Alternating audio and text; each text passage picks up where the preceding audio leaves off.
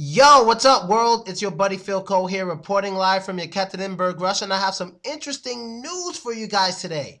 Something I said, something I predicted. Now, I've been making videos for a while, and these audio videos for a while as well. And I just read this article that was released 4 days ago. It says, U.S. exchange program flex expands in Ukraine following Russia's rejection. So what does this basically mean?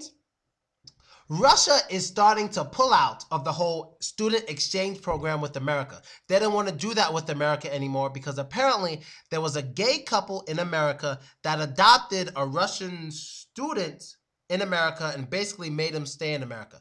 That's the story. I don't want to get into the story. I don't know if it's real or not, and I really don't care. What I do believe is pretty real is the fact that Ukrainians will be replacing the Russians who were supposed to come. And if you were my student, if you had any of my classes, and at the end of my classes, when you ask me about what do you think is going to happen with Russia's relations, blah, blah, blah, blah, blah, blah, with America, I always say, I don't get into politics. I always say that. I don't like getting into politics, but one thing I can tell you is that the relationship between Russia and America is getting much worse. And since I got here to Russia 2 weeks ago, I've noticed it. I can't even use my credit card in this country anymore. It's really difficult.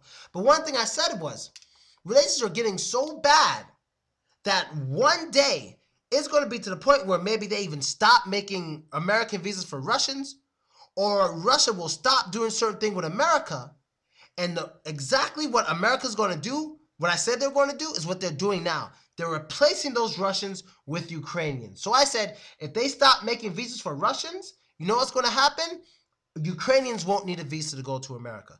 If they stop doing student exchange with Russians, they're going to make it much easier for Ukrainians. Anything Russians stop doing is going to be easier for Ukrainians to do. So right now, there's a whole lot more Russians than Ukrainians in America. Give it 10 years of this bad relations, there's going to be a whole lot more Ukrainians in America than Russians in America. I said this. Now, I'm not happy about it. This is just how it is. Only reason why I'm happy right now is because I called it. I said it. This article came out 4 days ago. I've been saying this for months and months. If whatever programs, whether visas, student exchange, work and travel, whatever it is Russia stops doing with America, it will be much easier for Ukrainians.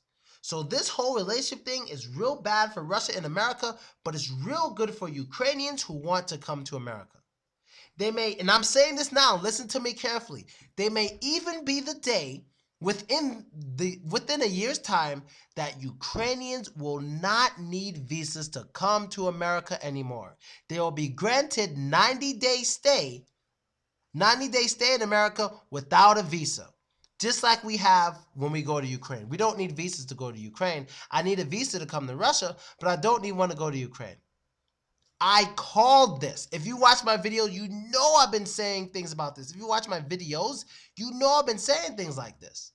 So the student exchange program, FLEX, is called Flex. That's what's been stopped, basically. So several new cities in Ukraine have been added to the list of locations where students can test for the Flex program, according to the American Council for International Education and nonprofit organizations. So, notably, testing centers in Luhansk and Donetsk, they've not been added to the list.